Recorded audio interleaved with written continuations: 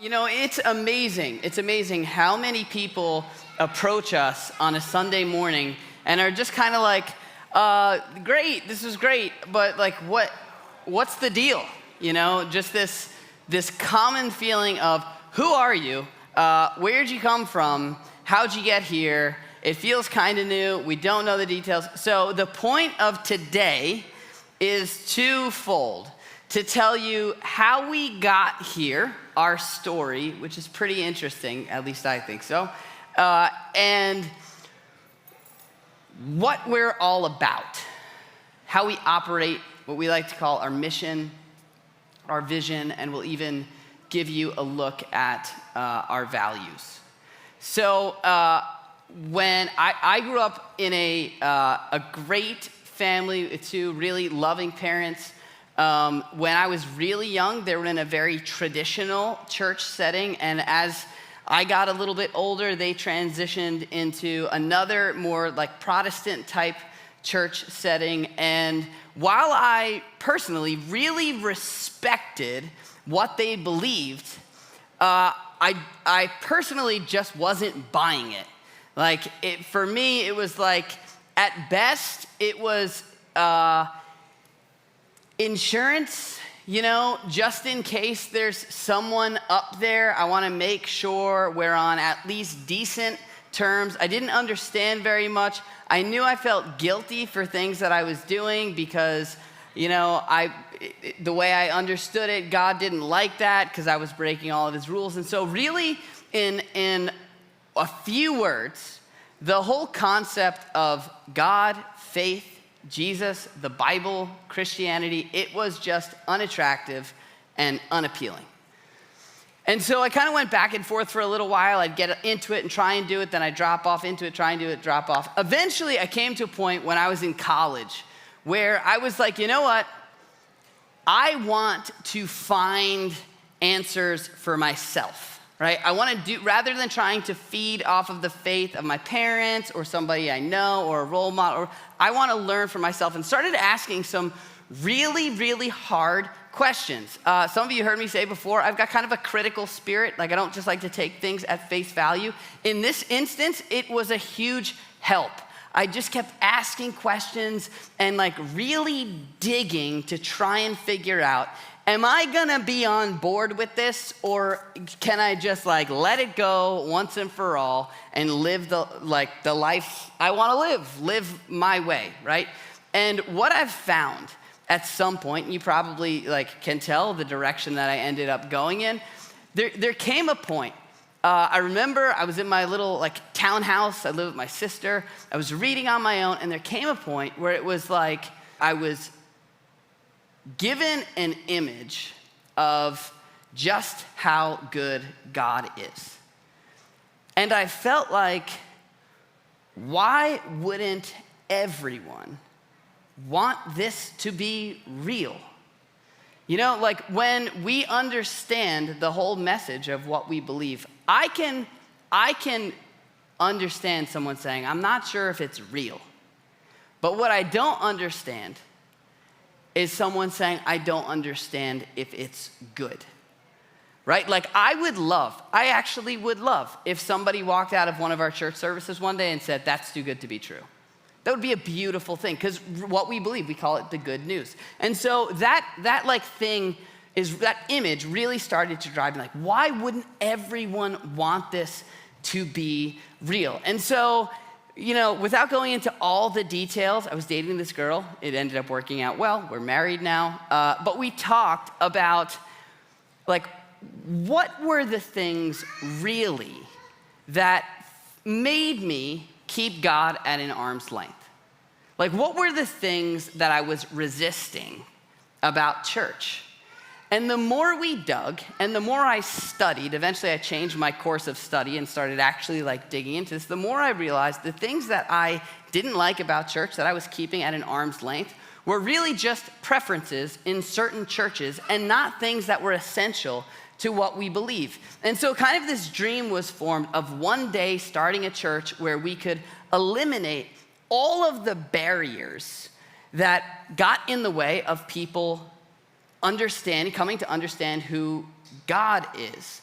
And so this dream, we started writing in a journal in 2010. I've got it up in my office, of what it would look like one day to start a church on Long Island. So we get married and we moved back to Long Island because this is where we wanted to be. We were in Virginia at the time working at a children's home. We moved back to Long Island. It's what we call the dark ages. I was unemployed for a little while looking for a job because not too many people are interested in you when you have a degree in pastoral leadership on Long Island. So I worked for UPS for a little while. My wife was working as a nanny. Eventually I started working as an intern at another church called Three Village Church on the North Shore.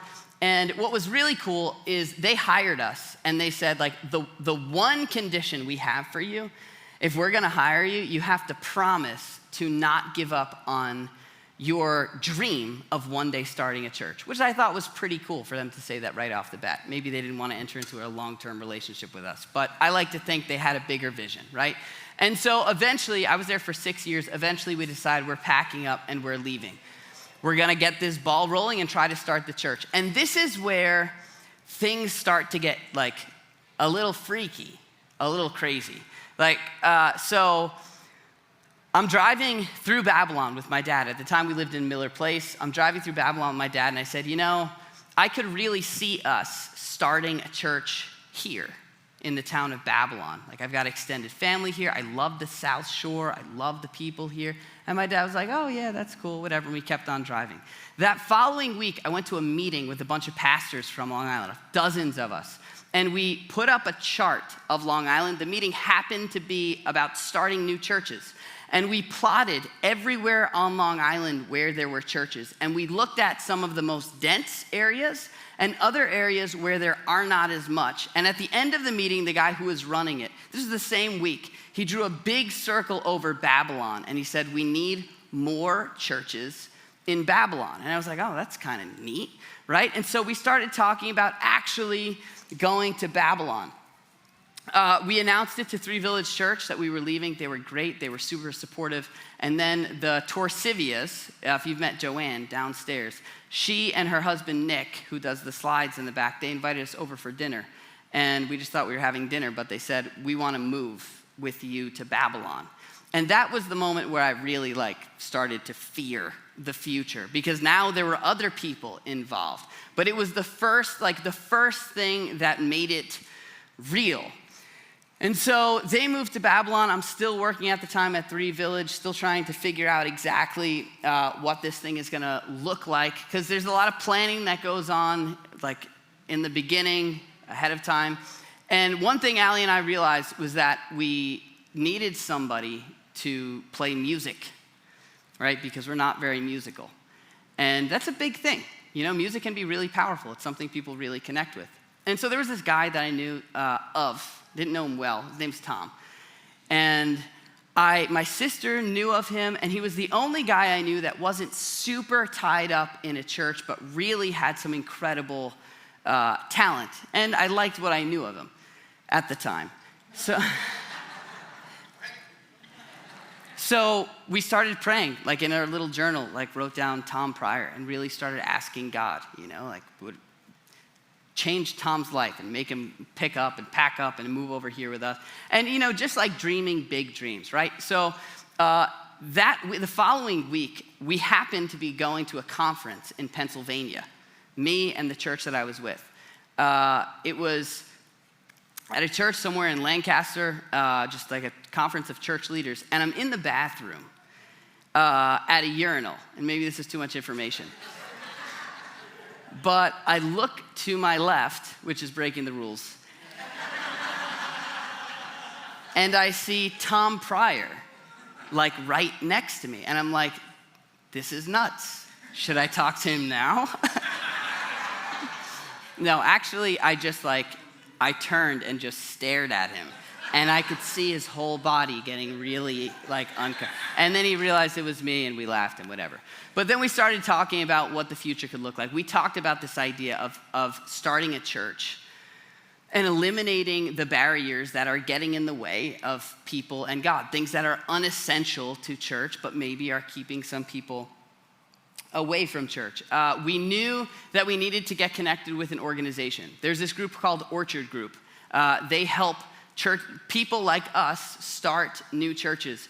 And we were told, don't even bother with them. Worldwide, Orchard Group, at the time, they had about 35 partnerships all across the world.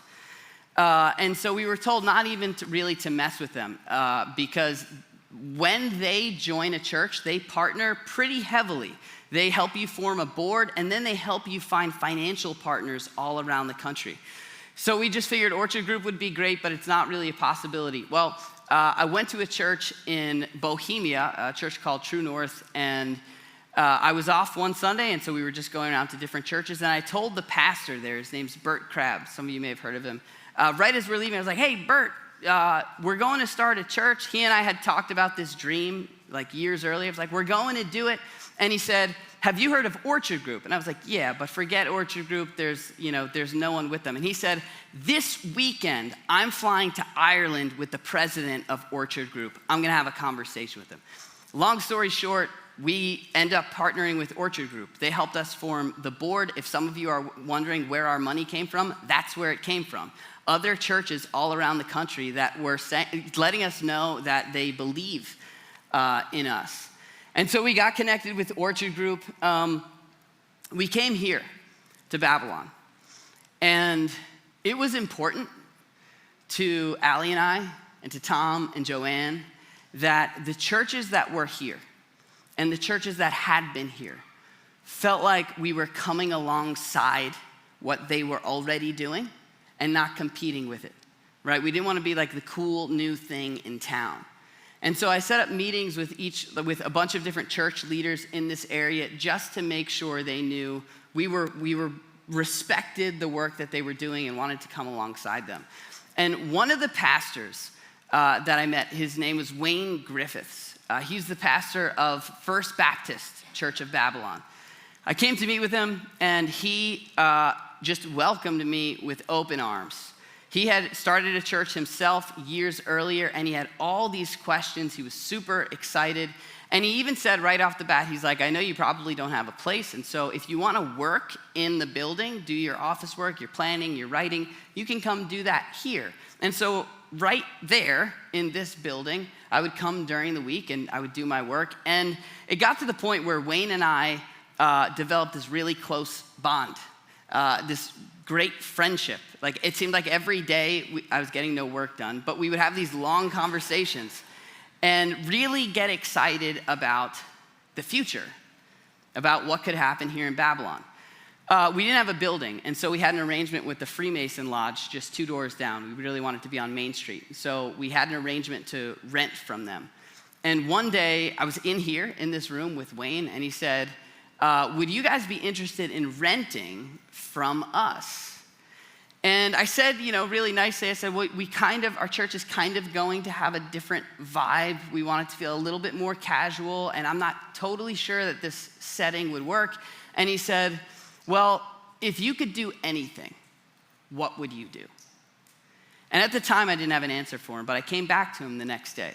And at this point, we had a pretty good relationship. And I said, if I could do anything, honestly, I said, we have a launch team, volunteers. We had about 40 people at the time. I said, we have a lot of momentum. We have a lot of churches in other parts of the country that are supporting us. We have financial resources. And you have an amazing location, an amazing place to meet. I said, honestly, if I could do anything, I would close down First Baptist Church, invite the members to join our launch team. They'll have exposure to the birth of a new church, which is something that so few people have a chance to be part of. And with this location, those people combined with our launch team and the momentum and resources we have, I said, I think we could do something really special here in Babylon. And I thought he was gonna slap me, to be honest with you. But he just smiled, and he was like, it really is amazing to think what could happen. And so he set up a meeting with his board, and he's like, I want you to present this idea to the elders. And so I agreed, and I came one night, and I sat down to his board, and he said, all right, go ahead. With no intro, nothing. And I'm like, I'm just gonna walk in and tell all these people I want them to close their church. But they responded the same way. right? They understood, okay, logistically, this is gonna be really hard to pull off, but they were excited.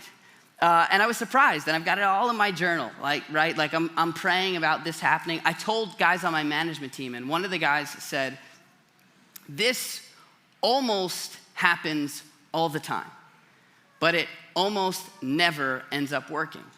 Because you have to have enough people from the old church who are willing to buy into something new. And that's really, really hard, especially when it's gonna cost them something. And so that was in the back of my mind the whole time, but we kept talking, kept praying. All the while, we're still setting up over in the Freemason Lodge, getting ready to launch over there.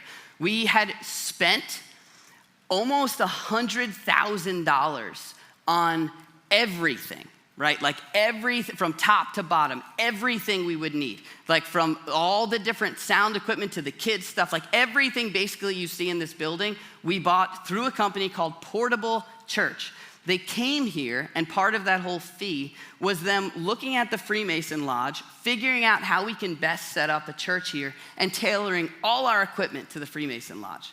Because the plan was to be over there. And while all this is happening, we're planning this out, one day I get actually a text message from Kevin Griffiths, and he said that his dad was having chest pains. And he went to the hospital that night and ended up passing away like that. Within 24 hours, Wayne was gone. And it obviously rocked everybody's world.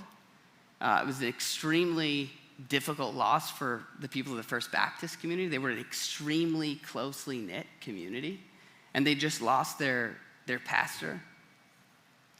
And during that time, we were still setting up in the Freemason Lodge, or planning to set up in the Freemason Lodge. Allie and I, spoke about it, and we just said, let's put the whole First Baptist idea, just forget about it. Like they're not in a place where they need something else new, another major change. But I offered to help, just to be there, to be a pastor, to help pastor these people who had just lost their pastor. And so I helped to run his wake and his services. And a few weeks later, the board approached me and said, Wayne believed in the vision of Community Church, and we've done our homework, we've done our research, and we want to hand everything over to you and your team, and to be part of this new thing here in Babylon. And so they did. So they brought it before their congregation. They voted to hand everything over to us. And we still weren't ready to meet here because for what we needed, the building wasn't quite ready. But we went from having nothing to all of a sudden a church without a pastor, being able to be part of something new, though we knew it would be difficult because there'd be a lot of adjustments for them, but also for us having nothing and now having a property on Main Street. Obviously, it's not the way that we would want it to happen, but this is the place that we found ourselves in. So we continued to set everything up in the Freemason Lodge. This place wasn't ready, and we were 2 weeks out from launch. And because we don't want there to be any villains in the story, we got a phone call from someone with some power who said, you're not meeting in the Freemason Lodge. You can't. It's against their bylaws. And we got kicked out. This was 2 weeks before our launch day. And all the money that we spent on the stuff there, we were gonna figure out how to repurpose here. In fact, the delivery weekend, the truck was on its way from Michigan, and I called them and said, I have to give you a different address. We're not gonna be meeting at the lodge. So they pulled up here. They helped us come up with a plan for the basement, how we can best use the basement. And the basement ended up being a great place to meet, but it was not ready for us to meet. I think we have a few pictures of what the basement looked like at the time. It wasn't something that was being used on a regular basis by the First Baptist Church. And there, we're by the water. There are some water issues. We had a lot of work to do, and we had 2 weeks to do it. Our launch day was January 5th, and this happened in the middle of December. So through Christmas and New Year's Eve, we were trying to get this church ready to meet. We had this launch team, about 40 people, and we shared with them the position we were in, and it was amazing. There were literally 7 days a week for 2 weeks, minus Christmas Day. There were people here probably from 6 a.m. till about 10 o'clock at night, just trying to transform the place. What you see down there now is pretty close to the way that it was when we were done. And so in 2 weeks, everything turned it around. They were able to turn everything around. And what was amazing was that this opposition, like this difficulty, brought the team together in a way that no training and no lecture could. We felt like we were in a battle, like in a war, to get these walls painted and this carpet down and the roof fixed. And we ended up being able to launch on January 5th of 2020. We were told, based on people who know what they're doing, we were told you should expect about 80 people to show up. But on January 5th, 350 people showed up in the basement. It was unbelievable. It was unbelievable. What's even crazier, to add to the craziness, while all of this was happening before Wayne passed away, I was reading this book by a guy named Mark Batterson. It's a book on prayer. It's called The Circle Maker. And I'm not officially endorsing the book. There's some interesting things in there. He's got some interesting ideas. But his whole idea is, like, when he wanted something, he would pray for it, and he would walk circles around it, which is kind of freaky if you don't understand like the image he's trying to come up with. But that was what he did. And I was talking to Allie and my wife, and I was like, it'd be crazy. Like, what if this was right after I had explained to Wayne, like, this idea of being in this building. I was like, what if we walked around the property on the sidewalk, not like crazy people. We don't need any flags or horns or anything, but we just walk around and just pray, and ask God to give us, this property, to join with them. And she was like, yeah, sure. And then she stops. And remember I told you during the dark ages, what I called the dark ages when I was unemployed, before I even started at 3 Village, Allie was working as a nanny. We lived in Stony Brook. She got a job as a nanny in Babylon. The house that she was a nanny at was about a quarter mile down the road that way. And the baby that she took care of would not sleep unless it was moving. And so every day at the same time, Allie would have her prayer time with the baby in the stroller, and she showed me her route. And she's like, I literally circled that building while I was praying every single day for about a year. And it was one of those things where we get the goosebumps, we are 45 minutes away in Stony Brook, and somehow she's here walking. And it almost seemed like God knew this was gonna happen before it happened. And all along the way, he's been reminding us of that. From the start, Allie's been praying that God would do something so great that only he could take the credit for. And when you look at where we are right now, if someone said, why don't you go do it again? I would have no idea what I'm doing, But it's just one amazing thing after the next. So we had 10 great weeks as a church, and then COVID. And I remember having to cancel the service, and I was like, all right, we'll cancel this week, but I don't want to cancel next week yet because we don't know what's going to happen. Well, we didn't have services for an entire year. And that was rough, being a brand new church with pastors were talking to each other. I talked to them, they'd say, how are your people? And I would say, I don't know my people. It's only been 10 weeks. I've got no idea who these people are. It was the weirdest feeling. We were doing services online. We had no idea who was even watching. And then around the summer of 2020, churches started talking about reopening. And what we realized was that where we were down here was not gonna work in COVID world. In that environment, everyone's breathing everyone else's air. It was hot, stuffy. We just can't. And on top of that, we had a team of about 40 people, but most of those people came from Stony Brook to help for a little while. They were like scaffolding. They were gonna help us get started, but after COVID, they were gone. They went back to their other churches. And so we found ourselves without a team and without a place to meet. So we started this thing, we just called it Relaunch. We tried to run the same play again. The first time, like I told you, the thing that brought our team together was this huge project we had downstairs when we felt like we had to fix everything up. And so we said, well, what if we did it again? What if we took a huge project and tried to form another team? And so we started Relaunch here, right in this room. That's what the room looked like. There's my table. And most of these people were not part of what we were doing the first time. And so what happened from there, eventually when it came time to launch, it was unbelievable. Every week what we would do on Sunday morning, while other churches were having services, we would meet downstairs, and I would talk for about 5 minutes, and I would talk about one of our values as a church, and then we would paint, and we would tear down walls, and we would hang sheetrock, and everything else you see, people were in here doing, and were able to transform this place. And so we relaunched on March 7th of, what year is it, 2021?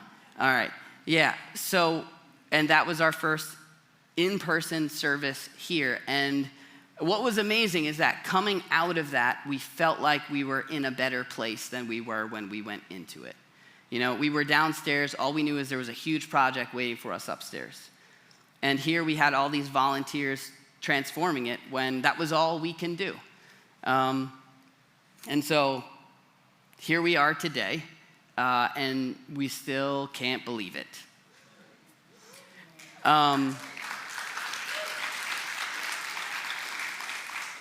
It really has become something that we feel like only God can take the credit for. This is not a story we could have written ourselves. So that's how we got here. I told you that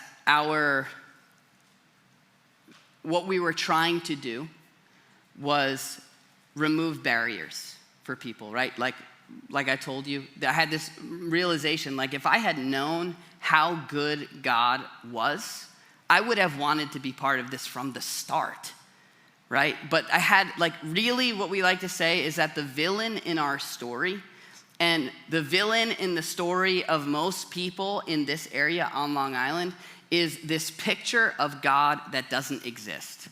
It's this picture of a ruthless, power-hungry, rule-giving, cosmic killjoy who just wants you to obey his rules because he's big and we're small. And realizing that God is nothing like that has literally totally changed my life. And so to put it like very simply, we like to say our mission as a church, given where we are with the people that we have, our mission is to change the way people think about God. It's that simple. Now you can dress this up in spiritual language. You know, you may have read in Paul's letter to the Corinthians. He says, in everything you do it all for the glory of God. What that means is in everything you're doing, show people how good God is. Or you can say, he's saying change the way that people think about God. Put his goodness on display. And when we see that, people will be attracted to it. And so if we're doing that, we feel like the best way to do that is, we call that our mission, to change the way people think about God. The way that we want to accomplish that, we call our vision. And our vision as a church is to be a church for people who don't go to church. If you've been paying attention, maybe you have a church background and you've heard me say things like, maybe you don't quite believe in God yet, and you're like, what? Right? Like, well, aren't we in church? Why would you say something like that? This is why. We try to think of the skeptic in every situation that we're in.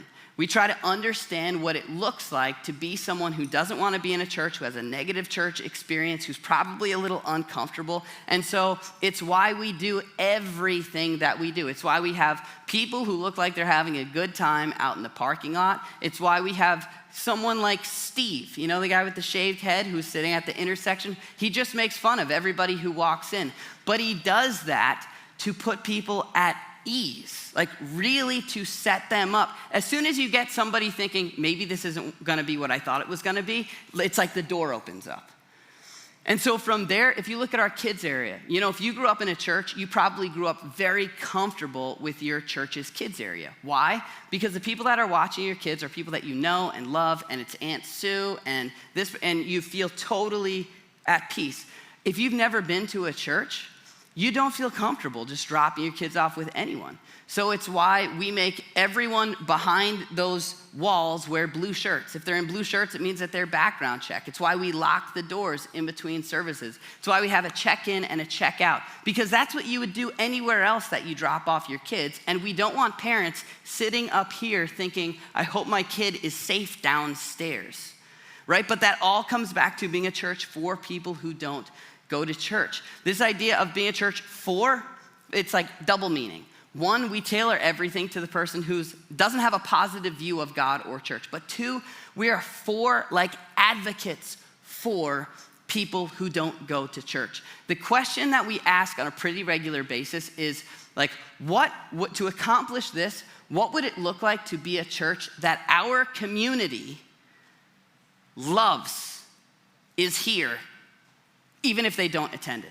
Right? Like, what if we could become a church that our community loved even if they didn't go here? Like, oh, we just love those people. They're so nice. They take care of people. They're doing these things.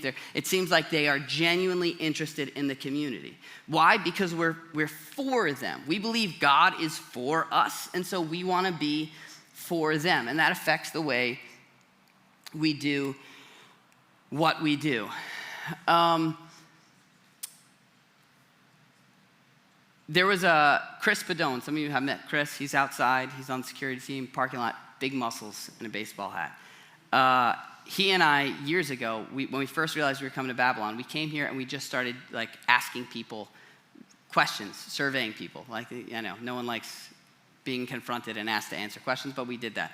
And we'd ask about all these random things. We didn't tell them where we were from or what we were doing, but at the very end, we would ask them to describe in one word their experience with church. What do you think of church or God? Just give us one word. And we literally got 0 positive answers. There was one that was like neutral. A guy said helpful. But otherwise, it was judgmental, hypocritical, unhelpful, irrelevant, dry, stuffy. And so we took these common responses: judgmental, exclusive, it's for religious people, it's of little value, it's impractical, it's hypocritical, it's anti-everything, it's greedy, they just want your money. We looked at what people, and I believe that this is not God's vision for the church. This is not how God wants the church to be known. Jesus said, everyone you'll know will know that you're my disciples if you love one another, not if you're judgmental, exclusive, impractical, and hypocritical. And so we're like, okay, well, what if we intentionally structured our culture, like came up with values to address these specific objections? And so we talked a little bit about it, and this isn't totally polished, but there's a solution to each one of these, right? The solution to being judgmental is grace. The solution for like being a place that feels exclusive is to empathize, like think about what it's like to not be part of it and to come. What would that feel like? Excellence. We want people to know that we take what we do seriously. And so we try to do things well. It's why all the little cups and bags are lined up downstairs. Authenticity, advocacy, generosity. And then we've taken these and tried to put them into little statements. And these aren't the things that are like super polished. But what we say is that you can belong before you believe. You can call us your church home, even if you're not on board with everything that we believe. Why? Because that's how Jesus operated. His 12 disciples did not believe he was God till like years in. So you could belong here before you believe. When we're planning something, we lead with empathy, meaning we try to think, all right, what's the entrance gonna look like? Well, if you're a mom with kids that are screaming and what are they gonna wanna know? They're gonna wanna know where the bathroom is. We better have a big bathroom sign. And we're like constantly trying to think, what does it feel like to be in the shoes of someone who doesn't go to church? We try to constantly make it better. Constant, like even the little things that you might think don't matter, we're trying to polish them, make them seamless, use everything we possibly can to point people to how good God is. We have a culture of authenticity. It's what we talked about today. We're real about our brokenness. We don't pretend. I want you to know that I'm not all that impressive. With the lights and the background, it looks kind of fancy, but you get to know me for a little bit, you're gonna be like, okay, he's nothing special. We try to be real. We prioritize people. We did a series called Being Right. We prioritize being right with people over being right about issues. You're definitely not ever gonna see us picketing out front. Like we want people to know that we are for them and we don't wanna do anything to discredit our message. And the idea of the church being greedy. We want people to know that we want something for them, not from them. That's why we don't pass around a plate. That wasn't an easy decision to make. We have support, but that support gets smaller and smaller every year. Eventually we have to run on all internal givings. But I don't ever want someone to walk in here for the first time and say, see, he just wants our money. And so you might hear me say like, hey, we thrive, we're here because people are generous, and if you wanna give, go to the app or drop something in the back. But we don't want people to be, not that there's something wrong with it, but for us, we don't want people to have to pass a bucket around and feel like, okay, fine, and throw something in because they have to. We want people to get on board because they believe in what we're doing here. So anyway, like I said, we're actually still working on these values. We want them to be a little bit easier to remember. But that's our story. That's how we got here. We're excited about the future. I mean, it is unbelievable to see the way that God has provided for us. It really is something that we cannot possibly take the credit for. And we want you to be a part of it. Like, this really is the ground floor. I mean, if right now if you're considering attending regularly, great. And if you want that to be a relationship with the church, that's totally fine. We're glad that you're here. But you know what makes this place so great is the team. You know, the people that you rub shoulders with. And so we see ourselves as really like a team-based church. The team, those are the ones that accomplish everything. And so, like we've talked about this, everyone on staff was like, you better go easy with the team thing at the end. We don't want people to think it was just a long commercial. It's not, right? But we do honestly want you to join the team if you're interested in helping us change the way that people think about God. If now's not the time, it's not good for you, totally understand that. But if you're interested, there's a QR code on the back of your seat. We just reprogrammed it, so it'll take you to our team forum. If you want to check it out, then we can talk to you and find a place that you can serve. All right, I want to respect everybody's time here. It's almost an hour, so I think, do we have more ice cream in the back, or we're all wrapped up? Good, we polished it off. Great. But I appreciate you guys coming. If you have questions at any point, anytime, you are welcome to approach me or Tom or Allie or Joanne or someone who looks like they know what they're doing. And I'm sure that they would love to answer the questions for you. Let me just pray for us real quick before we get out of here, and then, we'll wrap it up. God, thank you for this amazing story that you're writing here in Babylon, one that has not started in 2020, but has started years and years ago with the work that's been done here through the other churches. We're grateful that we have the chance to have front row seats to the good that you're doing here. And we want to do it not for the sake of community church, not for the sake of building something new, but for the sake of the people here, for the marriages that need support, for the kids that need hope for the future, for people who need to be connected. God, we want to be here for the people. We want this place to be known for the way that we love one another. And so would you help us to see that vision through? Would you help us to change the way that people think about you? In Jesus' name we pray, amen. All right, thanks again, appreciate you guys.